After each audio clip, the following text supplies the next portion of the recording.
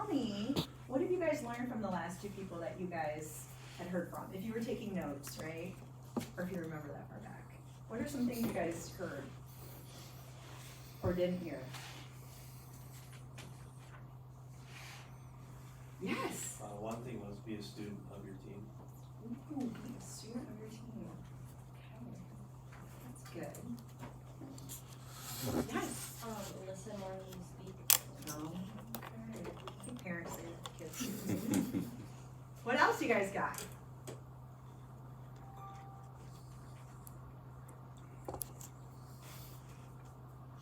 Yes. Just kind of how like they always learn from their past experiences and grew on those. From those experiences. Okay. I just had to check. I'm like, I don't want to repeat everything you say. No, I'm kidding. Well, okay, this is good to know. And how are you guys, why did you guys take this this minor? Other than maybe you had to get a credit or two. That's okay, to be honest. We'll just tell your professor to plug his ears. Like, what was it about this class that you're like, wow, leadership? Because that's such a cliche word.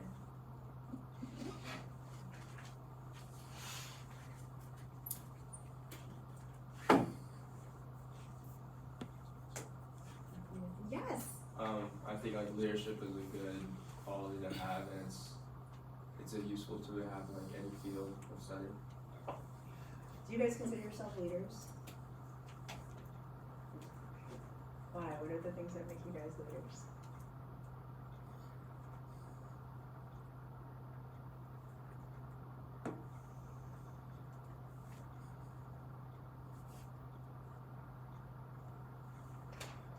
There's no wrong answer. Yes. I think that in any situation you can be a leader. It can be in your own family or in your friend group or even like in a cliche leadership position. And this class helps with not just like actual leadership positions, but how to be a leader in a team and stuff like that. That's awesome.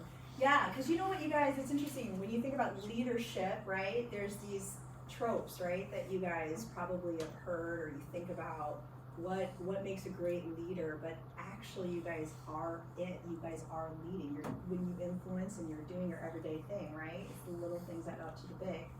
So when your professor asked me to come and speak, and I saw all of the great questions, and I joked with him, I said, wow, I could write a book. Thank you for all the prompts, right? I said that one of the questions in there was something about, you know, why do you see yourself as a leader? And the funny thing is, I actually don't. I don't. And maybe it's because, again, I think about the way society teaches what leadership is, and I'm just waking up and saying, what do I got to do that's right? What are the things that I got to do every day in my life that's going to be the right next best thing? And if it happens to result in something that may or may not fit that stereotype of what great leadership is, okay, great. But I'm not going out there trying to say, okay, what is that trope? What do I need to be, right? Does that make sense? For me, and again, I don't ever speak for all leaders, but that's for me. I wake up every day and say, how can I problem solve? What are the things I need to do that's right? And again, that is a whole nother conversation, I sometimes feel like, what are the agreements and values that you've chosen to live your life that drive you to get up every day and do those little things? So in my my marriage, so I don't know, what bio did you send them? Was there there's some. The general one was your welcome announcement to the director position. Oh. Brief explanation. Okay, what'd you guys learn in that bio? These bios. I don't know how much they shared. Did it just talk professional stuff, or did it talk family? Wasn't much about you, and Oh, it was okay. more like new position, like. Got it. Like, Okay, so that's helpful. Yeah. So I'll start real quick with personal background then. So how many are from this area or grew up in this area? All right, what city? I probably would school my kids with. What cities? Zealand. Holland. Hudsonville. Muskegon. Okay. So I grew up in a little teeny town called Graskup. Have anybody heard of it? It's on the south side of Holland, like probably 7 minutes from here, right? Well, yes, Cobblestone. See, we're taking it back. So I grew up in this little teeny town called Graskup. It's south side of Holland. Went to Holland Christian, right? So yeah, were you an HC grad? Okay. See how I'm saying all these things? I was like, ooh. Did not, this was in the early 70s, so this is gonna date me, right? So the early 70s. And I grew up in a family, and I'll classify this as, we did not travel ever. I don't think there was ever a time that I remember my family really traveling out of state, other than maybe making one visit to Canada. And then we never really took vacations. We were the kind of family that went camping. Did anyone go camping? Do we have campers in the house? Okay, yeah, see, that's a big thing now. But back then I was like, this is awful. Like, why are my friends going to, like, what was it, South Carolina for spring break? Like, all the cool kids got to do that and I did not. I also will tell you, in the early 70s, especially in West Michigan, we had this thing called a wave of what we call transracial adoptees. Have any of you guys heard of that? No? So for me, I was actually adopted into a white Dutch Christian Reformed family. So when I was born in the country of Seoul, Korea. That's originally where I'm from. But my story started out when I was born. I was actually abandoned at birth and left on a roadside. So someone found me. I had no markers, nothing to my name. I didn't have a name. So in the 70s, when you look at this thing called adoption, especially in the US, families were starting to look at inter-country adoptions, and they were saying, where are the most needs, where are the kids? And at that time, Korea was a country that was really trying to push their kids here. Now, of course, you hear about Ethiopia and Guatemala, right? It's all over the place, although now some of the laws are shifting. So I was one of those, I think, first or second waves, and I've noticed through some research that you'll see a lot of Korean adoptees coming into the Midwest. That was a pretty predominant one. So I became one of those individuals. So knowing that, right, and my identity and growing up in this community in the 70s, and also the fact that it was not really diverse, right? And when I say diverse, I want to qualify that because right now in this room, we have diversity. We have tons of diversity. There's different backgrounds, there's different how you were raised, right? There's the different kinds of foods and thoughts that you guys have. There might be some similarities, but the reality is there's diversity. But I will tell you in the 70s, for me, being one of very few people who was representative, right? Physically, culturally, I didn't have anyone who really looked like me. So that shaped me immensely, and I didn't have the words to speak it because in the 70s, growing up at Holland Christian and some of these other environments that I think you understand, right? And again, this isn't bad or good, it just is. That to me spoke volumes. So hang on to that piece of the story, and that's how kind of I started in this arena. Fast forward, I ended up going to Valparaiso, down in Indiana. I thought I was so bad because I was leaving the little town of Holland, and ended up then who is now my husband meeting. He is originally from Sierra Leone, West Africa. So can you imagine, right? I get to this school in the Midwest, still pretty cornfield, nothing wrong with that, but it was. We had one Dairy Queen on the hill. And there was at the time that I went to college, probably the largest international student body ever. They had over 90 countries represented. And I think Hope has some of that too here. But so in my quest, my personal quest for understanding, right, identity, understanding why I have the things that happen to me happen, and I didn't have the language, I started searching out for people who didn't look like the people I grew up with. It was out of a natural curiosity. And that's when then I met who is my husband. So we have 3 children. I was just telling your professor this. And I'll tell you, my husband and I have been empty nesters now for, gosh, my youngest is a sophomore in college. So he actually, so all 3 of our kids are, do we have athletes in this house? Oh, what do we got? Football. Swim, woo! Football. Not that football's bad, guys. I'm just saying, what do you swim? I do 4 AM and mile. Oh, Lord Jesus. I Okay. think I swam against your kids. Did you Yeah. really? What schools? I went to Hudsonville. Oh, you probably did. Yeah. Yes. Like, Savon, Oh, did you swim against Savon? unfortunately. Oh! So there you go, right? The swim world was a whole nother Yeah. world, right? So we have 3 children that they were all swimmers, and my youngest swims at Howard. He's a sophomore. We just flew out to DC to see him do that. And then my daughter is a senior at U Chicago down in Hyde Park. So she also swims, that's a D3, and then UU Taban. So he, at the time, and I say this humbly, right, at the time when he was swimming, and that was a while ago, right? It was like, yeah. So he was ranked at the time, I think the 12th fastest in the nation. So he got recruited everywhere, but he ended up picking, he swam for Notre Dame. That was where he chose to go. So going through that whole system, and you guys in sports understand that, right? The recruitment and all of that. So that's where we are as far as family goes. And gosh, what else can I tell you guys? So here we are, fast forward. So my kids are gone, my husband and I are here. And one of the things I'll tell you is having some of these personal experiences, right, that I just shared with you. Over time, this kind of stuff started translating into what I call professional spaces. Not because I was trying. I never woke up and said, gosh, I want to be a DEI director.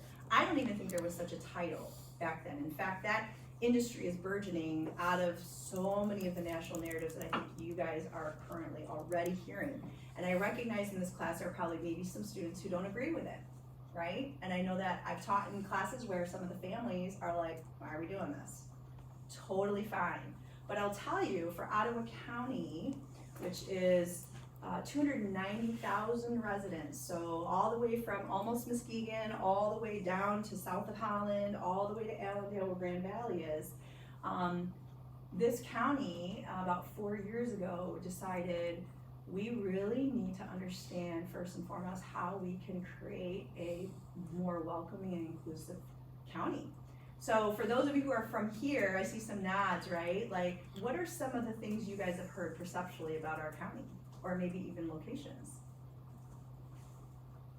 I Can joke. you ask that one more time? Yes, so if you guys are from this area and you grew up here, I'm just curious, what are some of the things you might have heard, especially from maybe people coming here or maybe who aren't from here? Have you heard some things about our community? And it's not bad or good, it just is, right? Have you guys heard anything?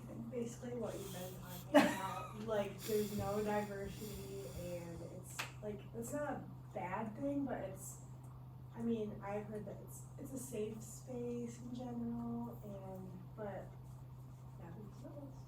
Mhm. Yeah.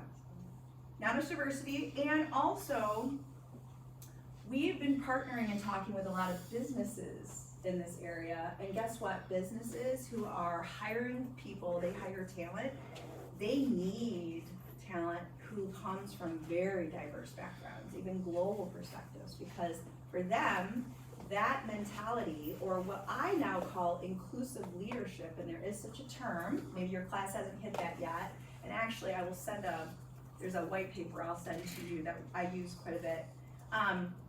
Inclusive leadership is what these businesses and organizations are starting to ask for, because they recognize that, here's another statement, when you hear the word, if you have diversity in your teams, you have the potential to become more innovative. Have you guys heard that before?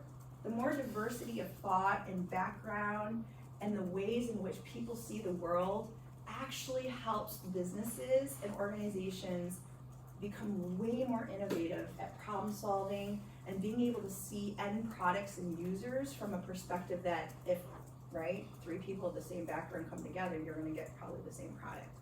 So that's another reason why this office was created, because there's businesses saying, well, we recruit people to this area, but we can't retain them, because at the end of the day, when they go home, and again, for your professor, you're new to the area, right? So it's like, ooh, where do I go? How do I find schools for my children? What if I have a bad experience, right? So that's the other piece.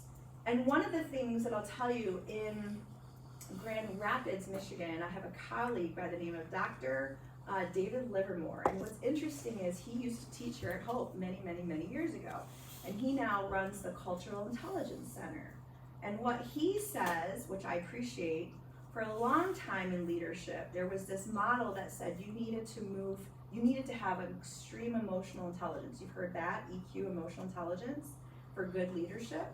But now he's saying, or he's at least showing in studies, that you need to have cultural intelligence. And the difference between cultural and emotional intelligence might look like this. So, for example, and it's so small and so subtle. So let's say we're walking through the door of a business and you see a woman coming and you think, oh gosh, emotionally intelligent, I should probably open that door for someone. Or it could be a guy, just having an emotional intelligence, be considerate, how can I express this? But cultural intelligence might say, if she's from another culture or another environment where opening a door could actually, in her culture or his culture, be offensive, we might actually not do that. Does that make sense? It's just one step above. Another one might be, in class, we have certain expectations as professors to students, right? Eye contact is very important. If you're talking to someone, even in authority, and you're always looking down, you would think that maybe that person isn't paying attention to you, they have terrible leadership skills, maybe they don't have self-confidence, right? You've heard those things before, those are tropes, right? But cultural intelligence might say, maybe from that person's perspective in that culture, and their culture looking down means I honor you and respect you. Have you heard that before? So being able to discern between emotional and cultural, that's part of being an inclusive leader. And so businesses are saying, we have to have that now because we are bringing in a global workforce. And we don't want to offend people. We don't want to have people feel as though they can't show up authentically in their spaces. And if you're going to lead a team, the expectation is that you should learn that skill set. Because if you need to unlock the potential of those individuals to do their best work, and I'm a leader and maybe I have a person on my team and they're looking down and I'm like, well, this person doesn't know how to lead. Why would I put them in charge of a project? That's the wrong thinking. I need to go, wait a second, maybe culturally that's not what that means, so how do I empower that person to lead in a way that we all can inclusively understand so they can be the best they can be? Does that make sense? So anyway, just so you know, that's the 21st century model that they're pushing. So cultural intelligence, then going back to that, is Dr. David Livermore has created tools and resources to help leaders become that inclusive leader. Because he's also saying that if you put a team of diverse individuals together and say, here's a project, fix it, he says, actually, if nobody has the cultural intelligence to orchestrate all of that diversity, guess what's going to happen? People are going to fight. People aren't going to understand why, what, who. People are going to get offended. People are going to get annoyed. You guys have been on teams. You're like, God, why does that girl or guy or whoever say this all the time? Why does person B have to act like they're in charge all the time? Do you ever get that? It's like, oh, I got put in a project with so-and-so, it is gonna be hell, right? Or so-and-so doesn't do their work, right? But some of that can be cultural, and it doesn't have to be Japan to Germany. There could be other factors going on. So, am I hitting a dead horse on that? Yeah, I probably.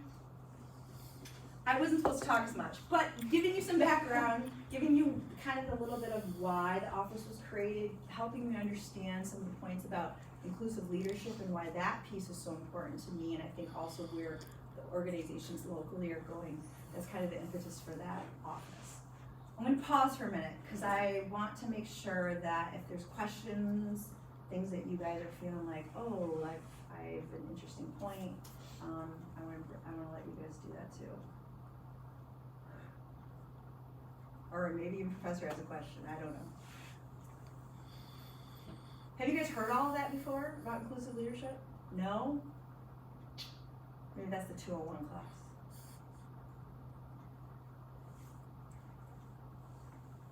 Thoughts, questions? Is there anything you guys want to ask or roll into?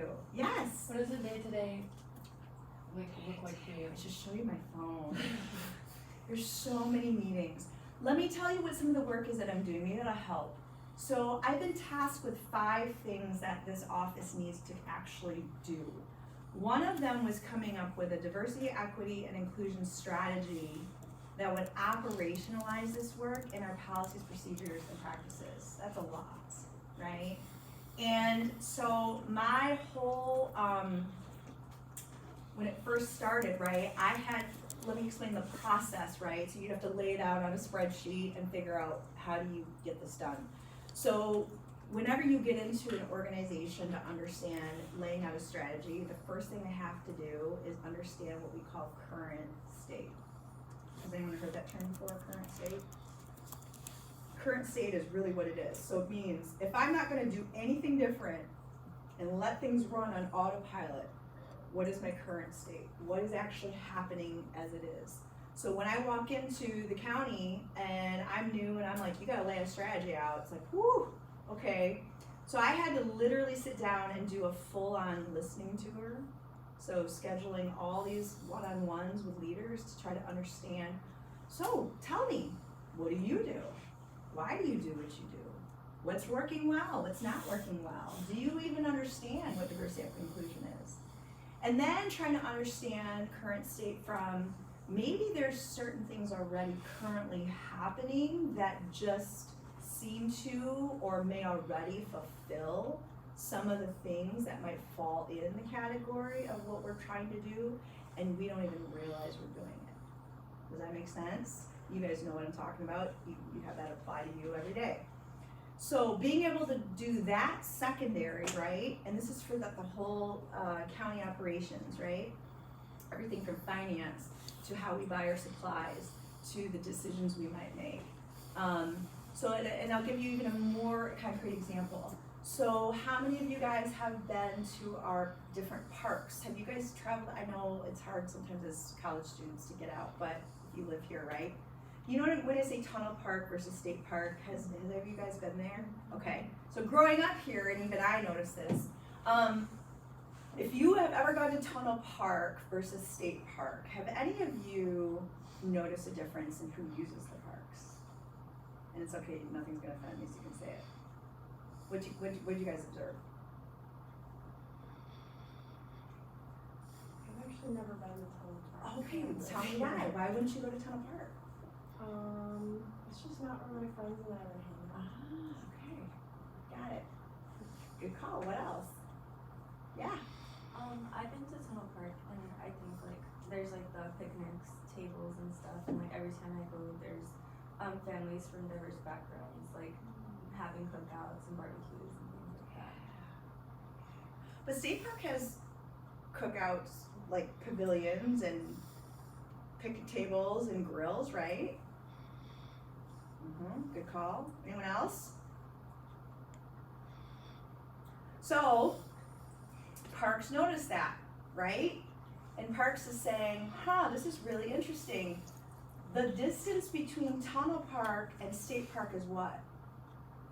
Like, you can bike there. It's really close. And you're sharing the same lake, right? And you're sharing the same property type stuff. It's not like one's got a big house, the other's got a little house. So what happens is, in the county, Parks is like, this is really strange. Like, what is it that we either are or are not doing, or that we're not understanding that would cause what some people might call separation, segregation, whatever.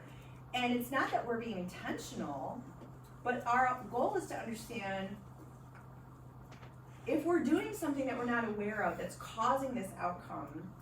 We want to make sure that people from all backgrounds, no matter who you are, feel comfortable going to both parks at any time. Does that make sense? And so we have to sit down and start looking at what are the decisions that we're making when we build these parks, or what are some of the things that we're looking at when we design the signage, or there's so many things that we start digging into. Does that make sense? And so that's my role, to come in there and say, let's make sure we're not actually doing something that would cause these separations. Now, if at the end of the day we realize there isn't anything and people still choose to go there, awesome, they have every right to. But we did notice that's a really interesting thing. The other thing we also realized is that I have a very good friend, actually Lucia Rios. She came and spoke at Hope College. Did you guys see that? Did you guys hear her? Oh, bless. So she is a dear friend of mine, and she's in a wheelchair. And she is someone that has brought it up, saying, I can't access some of your park spaces because I'm in a wheelchair. And I want to be able to enjoy when I go out with my friends, right, anywhere, anytime. I don't want to have to, like, get stuck in the trails, or if I'm sitting at a picnic table, like, everyone's over here and she's down here, right? And these are things you just don't think about. You just don't think about, because it's usually for the majority masses. And so my role is to come into the parks, for example, and say, let's do a full audit. What are we doing? What are we doing different? How are your end users using what you're doing? Because this translates into then when you or me or other people, businesses hire talent into the area, they don't get to pick if people come in wheelchairs, do they? They don't get to pick how they show up as couples or their religious beliefs. No, they don't. And what we then as a community say, we want to make sure that our county, right, and how you have this quality of life experience is going to match or at least fulfill some of the things that the businesses are trying to do. Because again, communities retain the talent that businesses attracted, right? So see the relationship there. I don't know what did I answer a question? Yes. Just because I'm curious, Yeah. what was your experience at Holland Christian? Oh. Okay, wait, is there any other HC folk here? This is being recorded, so I'm gonna get indicted. No, actually, Holland Christian knows my story because prior to doing this work at the county, I'll tell you, in my personal quest to understand my own diversity dynamics, right, I had met some really amazing, who I would call leaders and mentors of mine, who have been doing this work in a much more professional manner. And I say professional meaning there's actual job titles and things like that. And they kind of took me under their wing, and I will tell you that I used to do quite a bit of work outside of Michigan. So I would be doing speaking, I've co-authored a book, I've worked at the National Prayer Breakfast in DC, I've curated, events with real global leaders. So I'll tell you that in that process, Holland Christian has been a part of that story. So let me just say this, and this is something I've always shared. Again, growing up in the 70s, being one of very few people of color, and it's not wrong, it just is. What I noticed is if there was any time that I would come across anybody who would look like me or be somebody that was not the typical prototype of the majority at that time, they fell into 3 categories. Not because we chose it, it just was. The first would be adoptees like me, right? People who come from other countries and would be assimilated into the dominant majority, whatever that is.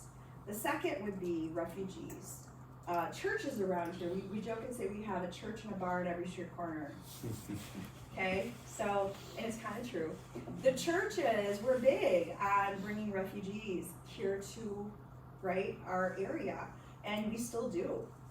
But that's the other time I would ever see this, right? And the third would be, and I hate to say it, but it's just the way it was, we called it mission projects. So, oh my gosh, we might support a church back in some random country in Africa, and the pastor might come and preach at a church or come to Holland Christian because we were sponsoring the school. And then, or we might go into this, what we call the urban setting, right, where we would see many Black and brown folks that needed to have something done in their communities. Does that make sense? And again, if you were to extract all of the other narrative around it and just look purely at the transaction, oh, we're just helping people, right? We're just doing the good work of the Lord, and we are. But the reality is, because of who was doing it, represented in the way of their identities, not because I get to pick my identity, but it's because of what was, it fulfills, unintended or intended, other stereotypes and narratives that coexist, whether you agree with it or not, in the world, and it sends another message. So for me as a person of color, I kept thinking, wow, I don't really seem to fit in any of these 3 categories. Somehow I am this exception, even though I'm an adoptee. And I didn't have the language to speak it. But what I started getting a sense of was, it's not that my dominant majority culture ever felt that people of color or those situations were bad. It just felt like they were a little bit better, because we were always in a position to help. And that can be a power dynamic that isn't always ever addressed. So when you continue to have that reinforced, that becomes a challenge, I think. Does that make sense? And I don't know if anyone will explain it to you that way, but. So that's kind of been my experience. And what's interesting about Holland Christian is they are really trying to figure out how not to do that. So there is a diversity team there now, so I'm a part of that, which is interesting because as an alum coming back, asking those hard questions. They haven't kicked me out yet, and I don't pay there, so. What else you got? Kind of going off of that, and I've had conversations about this Yeah. with some friends and kind of grew up in a similar situation. Like you growing up in that environment in Holland, I think we can all say West Michigan's a predominantly Christian, Yeah. Dutch Christian environment, and you clearly seeing that I'm not like a lot of people around here, or especially in this school. In a Christian environment, how did that affect how you viewed their religion, or the religion of this is Christ, but I always feel different, and I don't want to put words in your mouth, but what is it, lesser or anything like that? That's kind of a broad question, but did it affect how you viewed Christianity based off being in a Christian environment where you felt like you maybe weren't one of them at times, or things like that? Yeah, I think, no, that's a great question. And I'll just pause for a minute, step back and say, I think that, and this is totally a bias of mine, so I'm gonna make sure I name that. I think that for maybe individuals, maybe like yourselves and myself, when you're on a faith journey, period, right? Any faith journey, I don't care if you're Buddha or Christian or whatever, there's this impetus that you continue growing in your faith, whatever that means. And every faith has a different way of expressing that, or at least demonstrating it. So did you go to church twice a Sunday? Did you give your alms? Did you take communion, right? There's these external signals, right? And then of course you read, well, it has to come from the heart. You know, you're not supposed to do it just because, you know, little Johnny's telling you to do it. But there are some differentiators between different religions that might say, no, if you don't really feel like doing it, it's the discipline of doing it, right? Anyway, all that to say, I think that when I was going through my faith journey, especially in the 70s when, and this is the truth about Holland Christian, right? They are tied to the Christian Reformed tradition. So is anyone here CRC or from that background? Yes? So the Christian Reformed Church is a denomination of a larger, well, there's so many denominations, right? But they're one. And the way that they operate is, at the time, if you went to a Christian Reformed church, it was expected that you send your children to Holland Christian. It was just expected. My parents were not rich by any means. They were very humble farmers, right? They didn't have the cash to spend thousands and thousands and thousands. It's expensive to send your kids to Holland Christian. I mean, we didn't do it. My parents are like, what are you doing? You're breaking tradition. But they couldn't even do it. But there was so much of this pressure and this requirement that if you're going to stay in this denomination, you will send your children there. So we didn't really get a choice. And so it came to a point where you had to make that conscious decision to say, I'm going to be of this faith. But then as I started recognizing some of these dissonances, I guess you could say, and then when I got outside of my bubble, and this is the other thing where I feel like, again, not now maybe, but in the 70s, all of my predominantly CRC families and friends would say, well, don't go out of the bubble, because then you're going to end up like Robin, right? Where she's like, wait, what's this, right? They want to keep you in the bubble and keep that validating conversation going and going and going so that you can go back and support the same system. Does that make sense? So I'm not here to challenge the people that say that that's what they choose to do, but what I do challenge people, and this is part of my leadership space, is to say, why do you do what you do? I think that is important. And we do have some people in the Christian faith who say, don't do that because then you don't have faith. But actually, I think that part of growing in your faith is to question those things. And then you really own the lie versus telling you have to do it. If you're more afraid of the consequence of the larger community coming after you, you don't own it. Does that make sense? Did I answer that question? I don't know if I did. Yeah, it's great. I don't think that I've shared. I'm the son of a pastor, Oh, bless but you.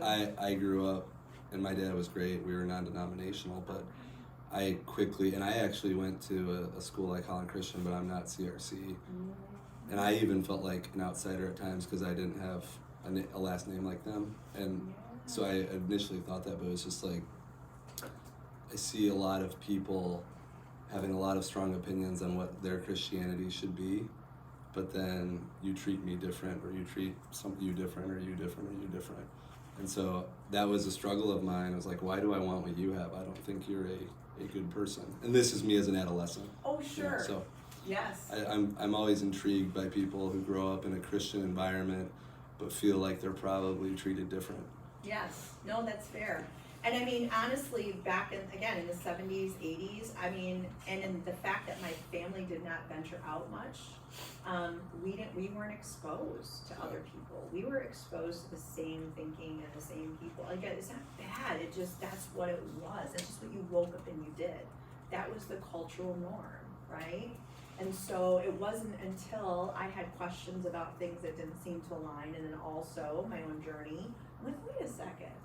And there are some individuals, and I don't call it wrong or right, I just call it, it's a growth, maturity thing that I look at, if that makes sense. People are on their journey, growing at different paces and spaces, because I also feel, and this is maybe not a CRC belief, but I mean, if you read it in the Old Testament, right, I mean, even when Pharaoh was being what we might call, I can't say it, I can't swear, because we're not, but you know, if he was being so awful, right, it even says in the Bible that God was the one who closed his heart, right? So it's kind of like I should be very mindful that if someone is having this agreement with whatever their beliefs are, I may not agree with it, but I don't know if that's God or them, right? So I have to be like, okay, you're on your journey, and maybe what you're doing is impeding on things, and I as a brother or sister, I might say something to you, but I have to leave it between you and God, because that's not for me. Does that make sense?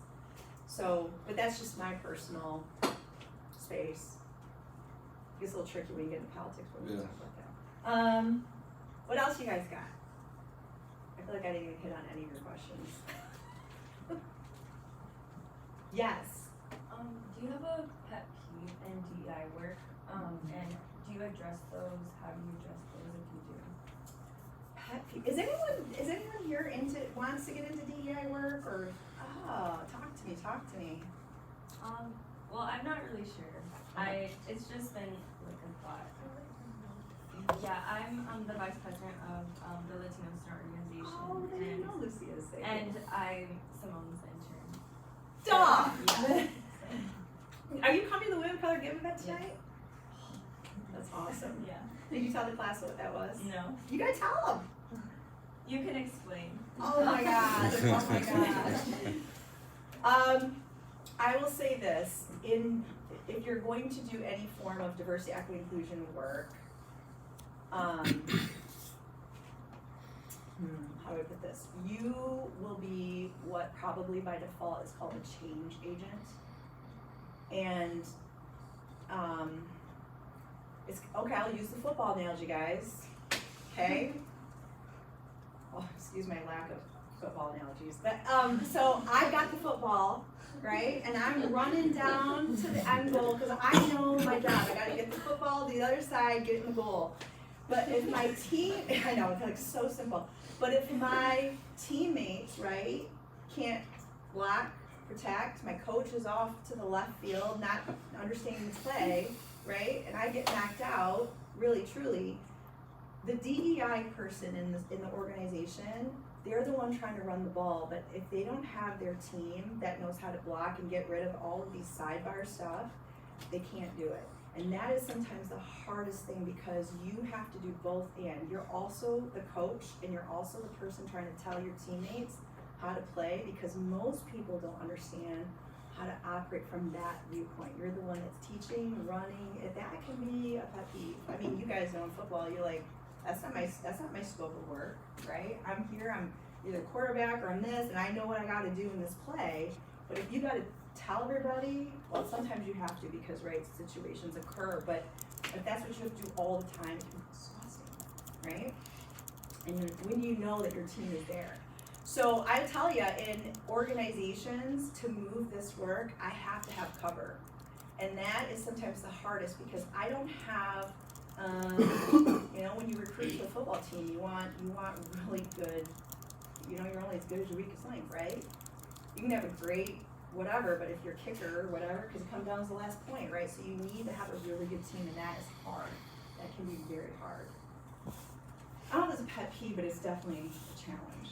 So in the county, right, I had to train and teach all of my top leadership what to do, how to do it, and they themselves are on their own journey, and so they'll falter. We'll hit a play and they falter, and you're like, okay, guys, we got to get back up, right? We got to go. But they have their own personal and professional challenges on this journey, so that can be really hard. I mean, besides all the microaggressions, but I mean. And you will always take 2 steps forward and 90 steps back in this work. There is no doubt about that.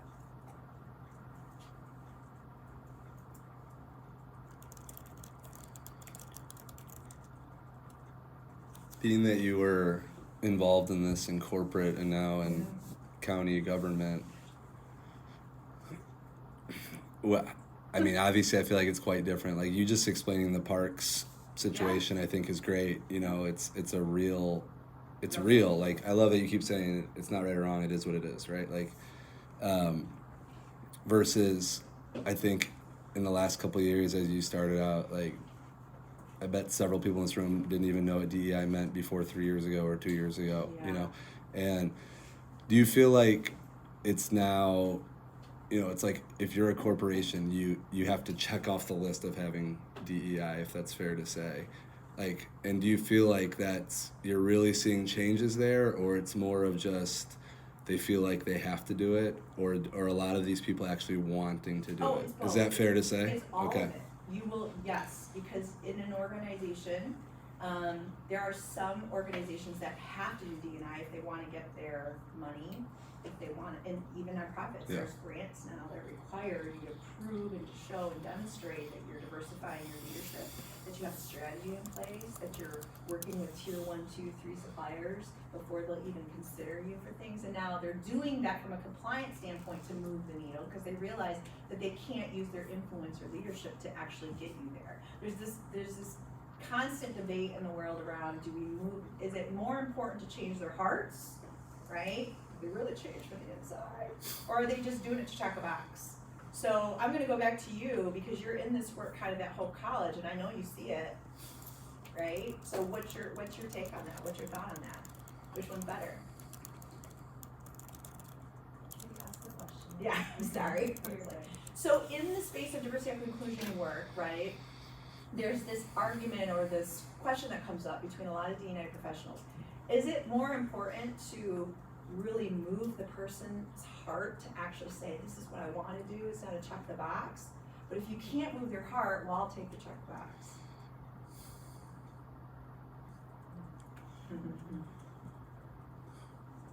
That's such a hard question. I know.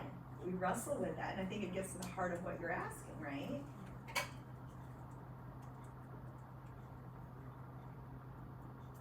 Or anyone can answer that question. Sorry, I'm not trying to pick on you.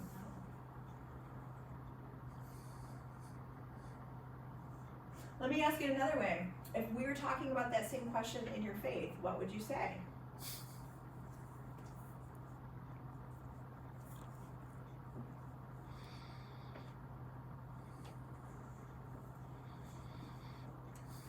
I think like to check the box is never okay. I think sometimes we just get very caught up in like our daily routines and very like daily lives, and even like myself, I think like, oh, why don't I challenge myself in this way like every single day?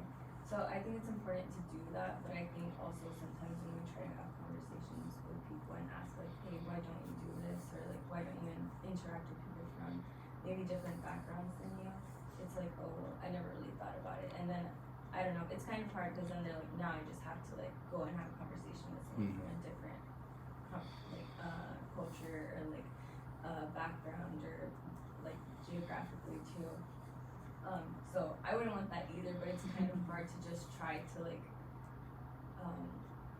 help others move into that direction. So But what I hear you also saying, if I'm hearing it correctly, is even if you know that it's hard, even if you know that that person may not listen or agree, you still ask. So that right there is a little demonstration of what, again, I want to go back to, that's inclusive leadership. That is someone who's saying, I'm going to lead in an inclusive way, right, or expand on this inclusivity idea, even if person A, B, C, organization, L, M, N, O, P says, no, I'm good, or you know what, I'm just gonna check it out, right? They keep beating that drum and saying, the expectation is this, as a coach, right? Like, if you have a team and they're just like, oh man, we're so tired, I don't wanna practice today, I wanna swim 5 more laps, and they're like, nope, this is who we are, right? You chose to be a football player, swimmer, what do you gotta do? Even though you don't feel like it, even though it may not work, even though you might have, you know, some crappy form today, but you get up every day and you still do it. And you have someone saying, beating the drum, say, this is what we're gonna continue to do. You don't have to feel it in your heart, maybe. There is part of that discipline to check the box, but then over time, right, there's something about that process. And it takes someone to lead an organization, whether it's in your faith, whether it's your sports, whether it's here as a student. I mean, come on, you guys don't want to class every day. You're like, oh, I gotta do it, I gotta do it, I gotta do it, I gotta do it. I have kids, I get it. I teach, I get it.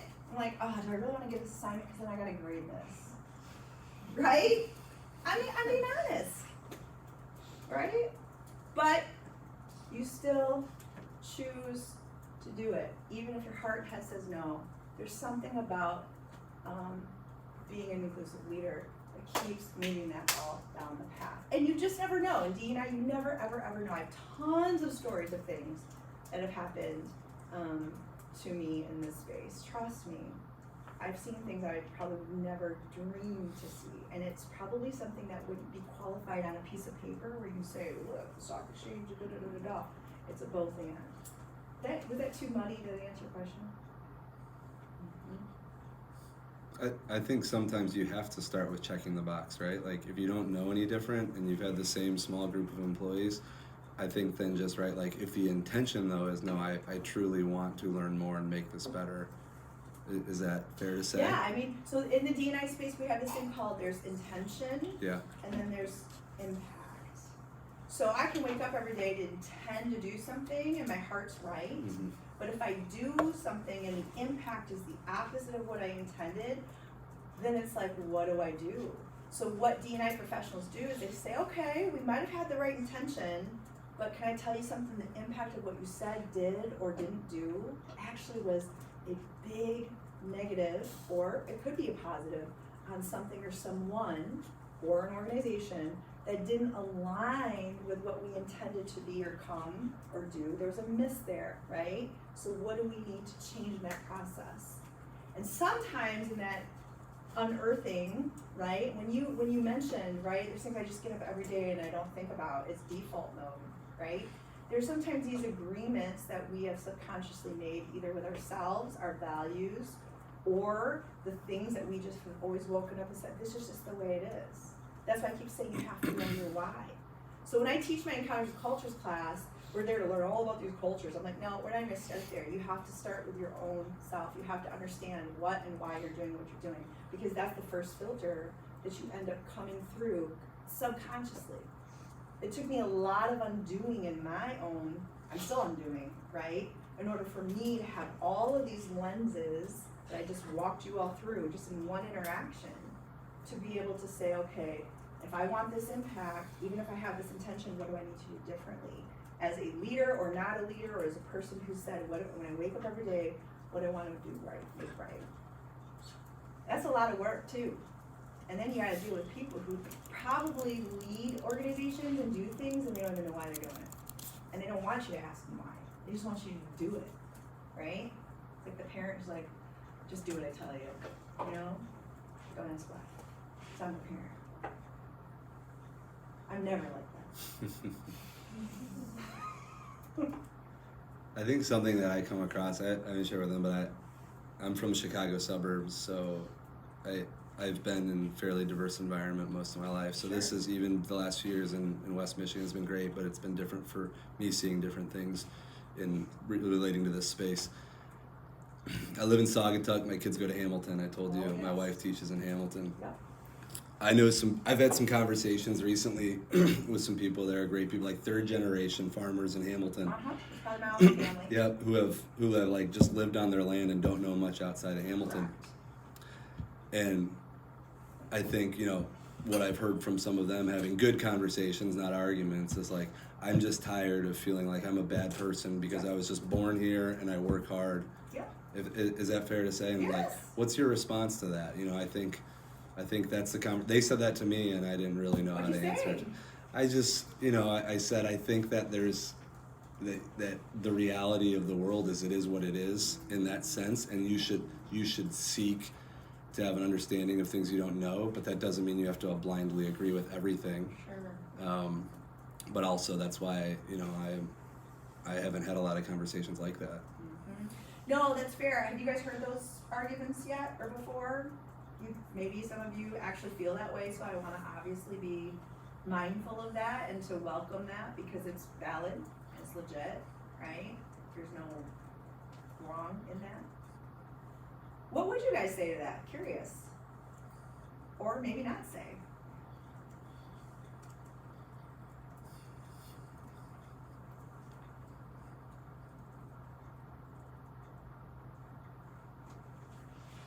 This is where you exercise really good leadership skills here. Mm-hmm.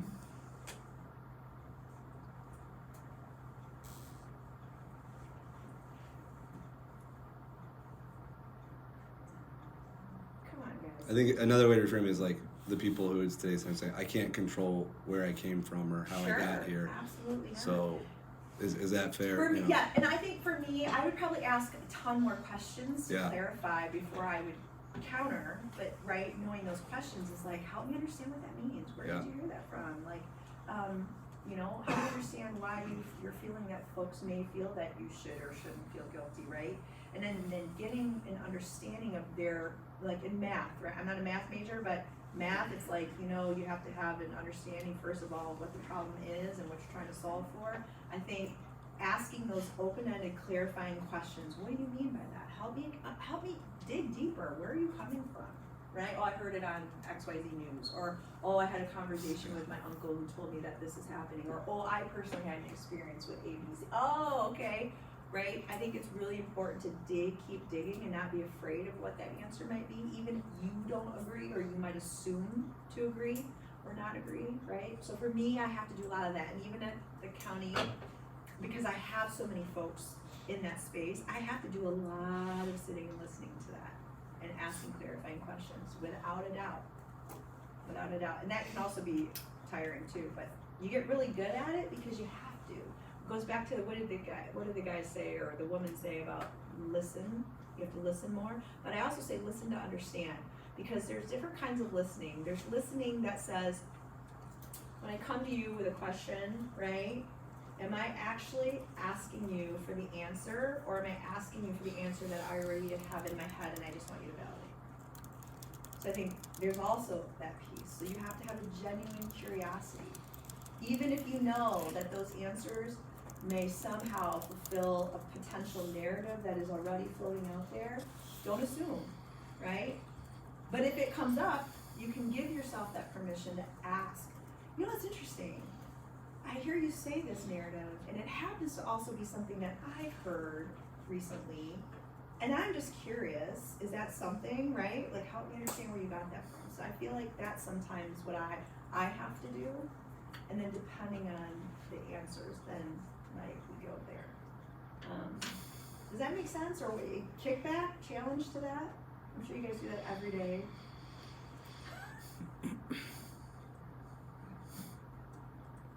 I'll ask one more and then I'll let them. But kind of going off of what we've been talking about, you know, and I always say like leadership is easy when it's easy, right? Like in a sports analogy, it's easy to be a good leader when you're winning, right? Oh, Lord, yeah. The real leadership, or even parenting or father, it's really like when the difficult times happen, right? So in the team that you lead, I'm sure you deal with, especially since mid 2020. Oh, absolutely. I'm sure you deal with some people that love you, and some people. And when I say you, I mean your group or the people you manage, and you've probably heard some really angry, frustrating,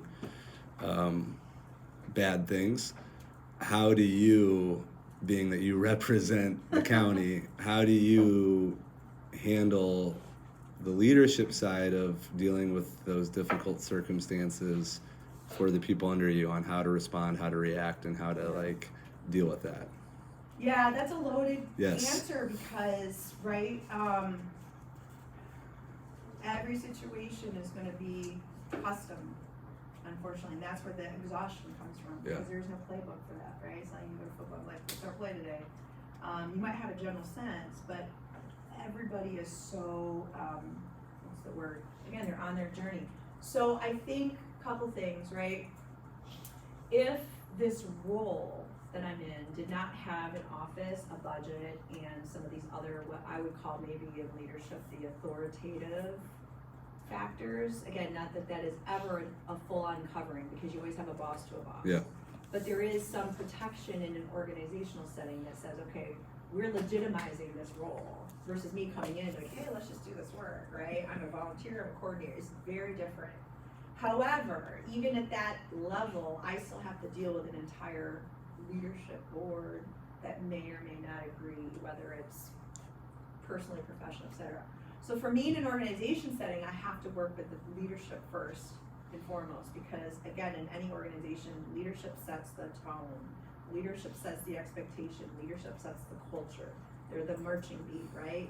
So for me, I had to first of all work with that group number one, and all my colleagues on the side, right? You're right, I don't have formal authority over them. It has to come from what we call influential leadership, for sure. Will I gain everybody? Absolutely not. But I have to meet them where they are. We can never work from the should, you have to work with what is. And then help them to understand where we're going. And then providing them the equipping, the resources, whatever it is, to help them feel that they can do that, to be successful. Remove those barriers. And if they're still saying no, then I have to look at other ways in which the organization has allowed me to do that, right? I can't go outside of those rules, so knowing what those rules are, right? In government, it's very different from corporate. Corporate, if the guy at the top or the woman at the top says, you're gonna do this, everybody else says how fast, how high, where do we go? Because they can lose their job over that. They have performance reviews. In government, not so much. That's why there's stereotypes and realities about government workers being lazy, they don't know what they're doing, right? And I mean, yeah, there's some truth to some of that, I will admit that. So you have to work other leadership demonstrated behaviors to get that. And you guys, I'm gonna tell you, I've had to take a lot of inventory about the different kinds of ways that I lead, so that I'm conscious about the fact that when I am in different conversations with leaders who may not think or see that way, I have to work on translating what I'm sharing into a language or a format that they actually can resonate with. So, have any of you heard of the Kolbe assessment? Myers-Briggs, DISC, all these leadership, I think I make my Encounters with Culture class students take certain assessments, because when you can come in and tell your supervisor or your colleagues, this is where I actually lead well, and this is what it looks like, but if that doesn't resonate with you, what do I need to do to translate this work into something that you can understand from your point of view? It's extra work, but that's where that leadership piece comes in, where you know yourself, you know what you're good at, you have to advocate, and then let the person know, I'm not here to challenge you, I'm here to help, right? So let me tell you what I know I can do, and let's figure out how I can help you get there with me. Does that make sense? Anyone do the Enneagram? Have you heard of the Enneagram? Okay, what's your number? 911. Oh, you're a peacemaker. I love it. Oh, who else? What else you got? Who else has took the Enneagram? Yes. I'm a 7. 7, you might have fun. I'm a 2 helper. Anyone else? Oh, for sure. So can you guys guess? Oh yeah, Can I ask what your number is? I was gonna say guess. Oh,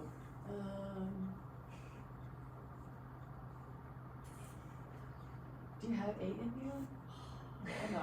I'm a big 8. Okay. So does anyone know what an 8 is on the Enneagram? You're challengers. But can I tell you something funny? I was raised to be a 2 because in the culture that I had, it was all about being quiet, looking for people to help, right? And there's nothing wrong with that. It was about the work that I'm doing now. My parents asked the question, like, we never raised you to do this kind of stuff. What the heck are you doing? Literally. They struggle. They're like, we raised you to be not loud. We raised you to just raise your family, stay quiet, do your thing, be grateful, and go on with life, right? Not that I am not doing those things, but I take my 2 and I say, as an 8, how can I help in a different way? Because there are some things, right, that I see from an organizational perspective, and not that 2s can't do that in an organization, but I'm like, no, we need to, when I say challenge, I say we need to look at what status quo is and ask how can we do it better or different. And 2s can do that, but I think 8s do it in maybe a different way. Does that make sense? And I have a wing 7, so can you tell I like to have fun? Well, that was my other guess. Yes, absolutely. We just don't like pain. I just inflict it on everybody else. And then we have fun. So I encourage you to take the Enneagram, right? Understand where your strengths are. Again, some people don't believe in all that, but it's still fun to be able to kind of help, people know where you are in things. I'm also on the Colby, I'm a long green, I'm a pioneer, I'm somebody who likes to jump into things. I may not know all the answers, but we're gonna figure it out. Someone who's a long red would freak out. They'd be like, what are you doing? Risk management. My husband's an engineer. Long red. Like, by the way, I bought a Harley, I ride motorcycles. Anyone else here ride motorcycles? No? Okay. My husband, he said, we're gonna ride, but he's like, I'm gonna do all the research. I'm gonna make sure that we are 120% safe. And I love him. He's the guy who wears the bike helmet on a horse that's tied to a ring. Okay? So can you imagine he's got us geared up in these big jackets that have airbags. I think the jacket was more than the bike, right? Because he's like, it's my body. Not that it's wrong. I'm just like, let's go, let's have fun. And I'm gonna challenge, right? So, but knowing that, so if you have someone like that on your team, I have to go, okay, how do I work with that so that he has fun? His version of fun is saying, I don't want to die today. I mean, I don't either. But for him to get there, he had to do all the research. He had to just look at all the material and make sure we're buying the best, airbag or jacket thing. And God bless him. I'm sure I will probably one day go, okay, yep, right? That's also a sign of the empty nester when you start writing motorcycles. And you should be. What else you guys got? Or am I at time? I don't even know how much time I have. It's like Yeah, say 3 minutes. Okay. Last question. Yes. What was kind of your transition from like your corporate role to like where you're at now? I know you've touched on it like a little bit. Like, how was it like an eye-opening experience for you, like going from one to the other? So let me say this. I actually started in government when I was out of college. So I had some of that government understanding. Corporate was what woke me up to, I got hazed pretty bad. Corporate is a whole nother beast.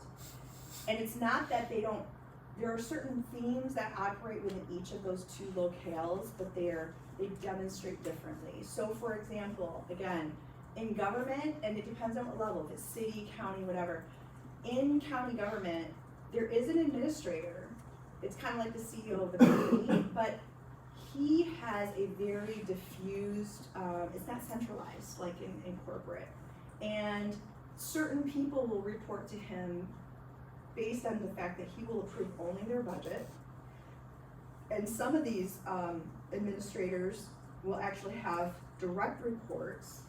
So it's very diffused. And so navigating that and understanding what those levers are can be very challenging, right? When you recognize if I need to get this department to do my initiative, but the budget comes from him, but he has no other authority over that, then what are the other areas that I have to think strategically about that either help support or removes barriers for them to say yes or no to something that you're trying to propose?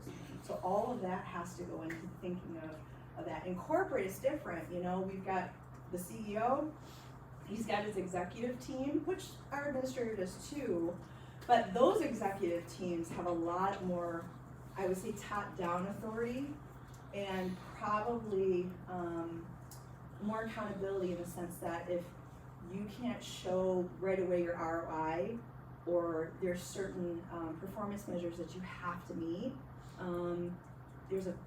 it's much more hard to, you know what I mean? It's tougher. And not all corporate, I think, depends how big. So, yes. But I'd ask many other people too, who probably have between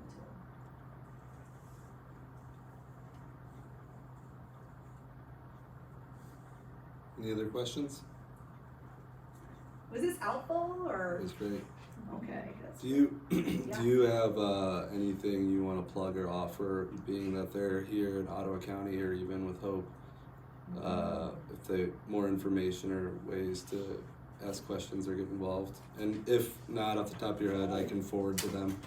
Yeah, if you want to send me some resources. I mean, I'm always happy. Gosh, there's so much. Well, we're doing the way College get. Well, I go. So that's not applicable to everybody here. I don't know. What's your thoughts? What do you guys hear? I know you guys don't hang out in the county probably as much, but Hope College is very much a part. I would say look at your organization.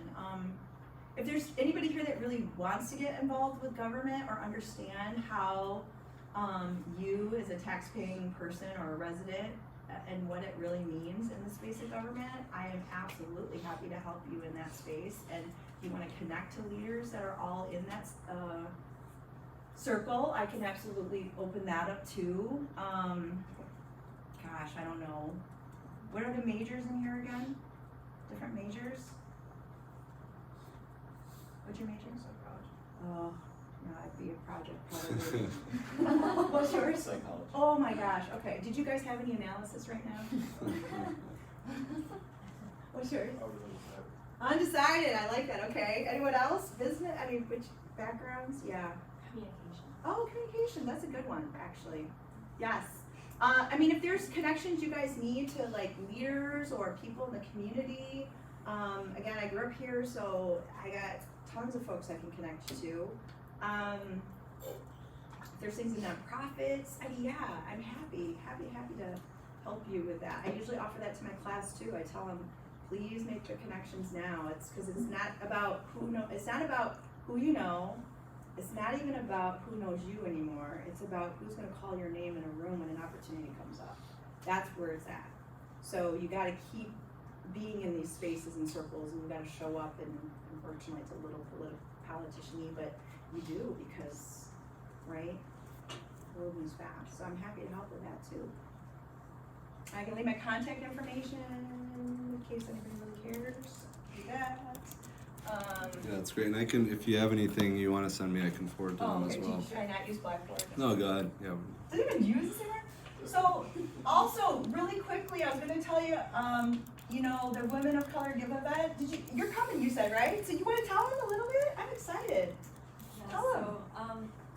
so, Women of Color Give is a philanthropic collective that is I don't know how to word it. Robin, you're the founder, a co-founder. Well, the co-founder, so. I'm giving you my personal. I should just give you my Hope address for that. So really quick, I don't want to show you up, but in the community of Holland, there is a young woman who came from Kitts Island. Her name is Johanna Jenkins Lays. She was new to the area, and she said to me one day, she said, Robin, she goes, I'm really struggling to be in this area. And she said to me, this goes back to this thing of, there's not a lot of people like me in this community, right? She's always the one that shows up, and it's like, she's a director, she has kids, she has a husband, and she says 99% of the time when she walks into spaces, she said, I get asked the question, what church do you go to? Where are you from? And questions like, oh, are you the person that our organization helped? Okay? And she's just like that's exhausting, right? Like, why can't you say, oh, are you a director of da-da-da-da-da, right? So this is constant. This has been happening to her. So she's sitting in my van one day, she's crying. She's like, I don't want to be here anymore. And I'm like, oh, you can't leave me. So I said, okay, what are we gonna do about it? She's like, I don't know what we're gonna do about it. I said, okay, well, let's think about it. So she told me in her culture, where she's from in Kitts Island, oftentimes in their community, they bring other people from their village together to support each other, whether that's through financial gain or, they pool their money together kind of, so when Johnny's house breaks down, they can, fund that, or someone's going to college. And she said, why don't we have a bunch of women of color from this area and let's do that for each other, right? Let's just find a way to be a community, find each other, help each other financially. Let's talk about these issues. And I said, I think that's wonderful. But I said, you know what, Hannah? I said, I think we should do something a little bit with a twist. She goes, well, I said, let's do that, but let's put that money that everybody's going to pool together and open up a fund at the Community Foundation in Holland area. And I said, let's actually substantiate that there, so that way these women can actually own this fund and give back to the community through a very bona fide way. And I said, so it's kind of a little twist, but we're staying very, very true to your culture. We're not going to strip it, right? So what happened is, about 3 years ago, we started doing that. We started finding other women in this community that were of color that said, we're having the same problem, but we want to make community. And so we started pooling their money. And I would say this, in less than, this is going on third year, we gave over $100,000 away. That's how much money we've built in that fund. And because of the work that these women believe and are doing, the community at large is now saying, whoa, these women aren't the people that were always asking for help. These women are leading, and they're pooling their resources, and they're filling gaps where nonprofits can't even get $25,000 grants anymore. It's pretty powerful. So tonight is our Women of Color Give annual fall event. And so, which I have to I have to look at the schedule. But we're gonna be over 300 people are coming. We're going to be in Saugatuck. Awesome. So I have a seat if you want to come, but you'll be there. Yeah. So that's happening. That's happening right in Holland. So I think I think a couple students from Hope have actually. There's gonna be there's 2 tables from Hope that are coming. So it's really exciting to see that the power of changing that narrative of saying, I'm going from victim, right, to no. What's our assets? How do we want to lead? How do we want to change this space? How are we going to own it? And that's what these women are doing. They give maybe a minimum, at minimum, $25 a month, and even if you can't get it, we have sponsors. So it's just amazing. So that's another leadership lesson, I guess, or something like that. Yeah. Okay. What's my email? Hope. I don't even know. Probably your last name at hope.edu. Does that sound right? Okay, so you guys can find me there. And email me, let me know what you guys need, and then happy to help. This is great. And if you have any questions, you can let me know. Otherwise, I can forward stuff as well. So let's give Ms. Everett a round of applause. Thank you very much. Your